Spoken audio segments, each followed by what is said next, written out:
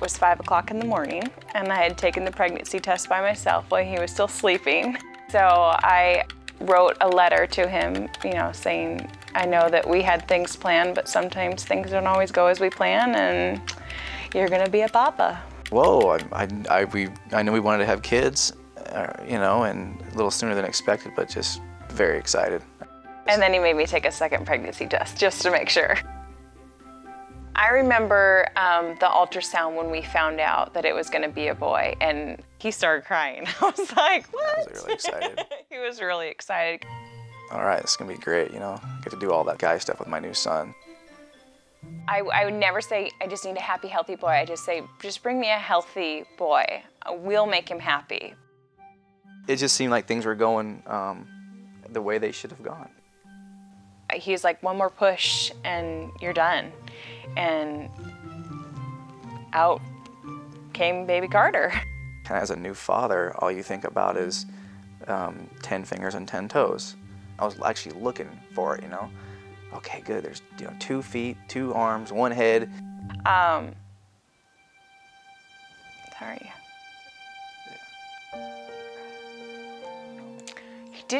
He didn't cry right away. He didn't make a sound right away.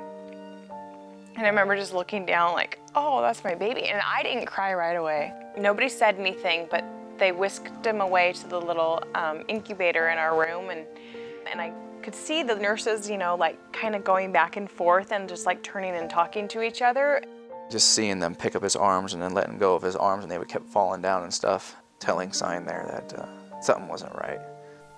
And I was just so scared to ask what was wrong because I knew they were going to tell me that something was wrong, but I didn't want to hear it. I go, what's going on over there? She sat down in her little cushion chair, and like this, I can still hear like the squeak of the wheels. She wheeled over the side of our bed and said, your son has Down syndrome. I said, excuse me? I'm like, I'm 29, I just turned 29. I'm like, this isn't possible. It's not possible.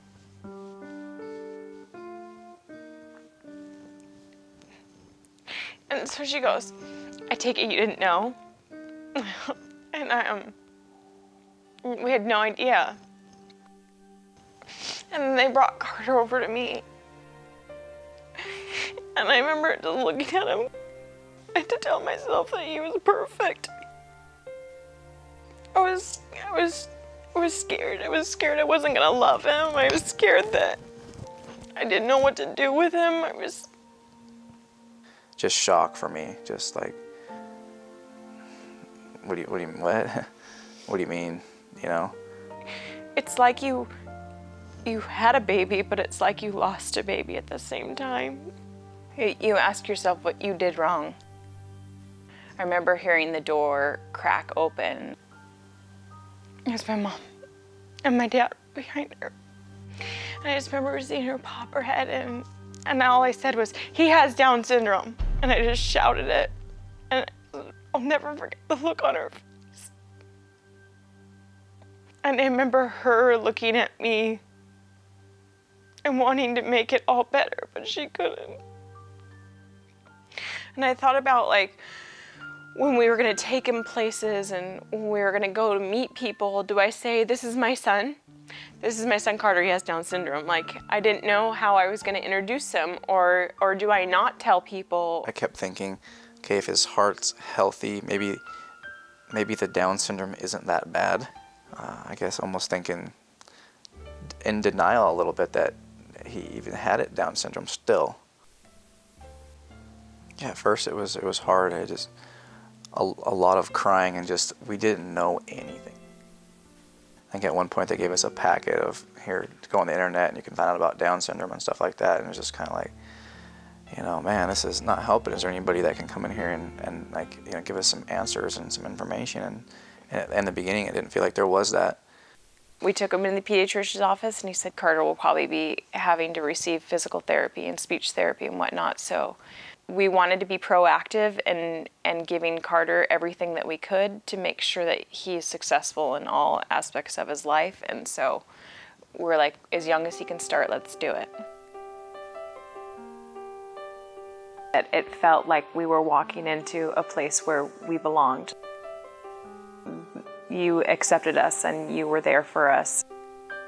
I felt okay for the first time, knowing that I've come somewhere and I'm going to do something to help my child.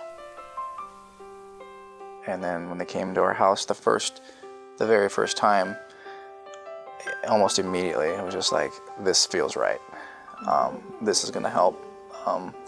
These people know what they're doing. They know what they're talking about. One of the therapists said to me, he's your baby, and just treat him like your baby. And I just, it just felt like they knew what I was going through and they could feel my pain, but they understood and they wanted to help. This is another good way to encourage the midline position. So initially, we had started with physical therapy.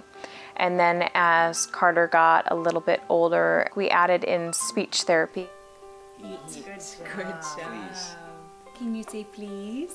Good job. It's not just talking, and it's not just, physically moving your body. It's the way you move your body. Up. Up. It's how you eat, it's how you sit, there's so much more involved in all the different therapies. The therapist really encouraged us to use sign language because children with Down syndrome, they develop speech slower. So the therapist really worked with Carter, and that's been awesome. And then we had added in swim therapy as well, and which he has turned out to absolutely love. Eventually we signed Carter up for a play group. It was going to be a class to kind of help him prepare for preschool. And that was nice to come where you felt like everybody was accepted. Those first couple weeks I kept going, gosh, I hope they don't call Carter today. I hope he's not the helper today, because I was so nervous about him being the helper. And then by the last couple weeks, I'm like, when's it gonna be Carter's turn to be the helper? Can we get Carter up here already? And it was his last session, and I was so excited because I saw his name on the helper list, and I was like, that's my boy, he gets to be the helper today. And he came up there and he ran the show like he'd been doing it for years. I was like, you go, boy. I'm so proud. I remember just getting teary-eyed. Hey, buddy. It's almost like having a coach, just making sure that you're doing everything that you can. It really is comforting to know that there are people that care about you and will care and do the best job that they can. It's encouraging to know that children's therapy is going to be there with us to support us through Carter, through all his needs for years and years to come. Ready? Set. Go. Go. I've always felt like we have a team. It's not just one-on-one. There's a team supporting us in all areas. Knowing what we know now, that Carter was going to turn out to be the most wonderful, beautiful thing that we'd never created. He's really awesome. And just to see him develop some of his own individuality has just it's been so neat to see that growth.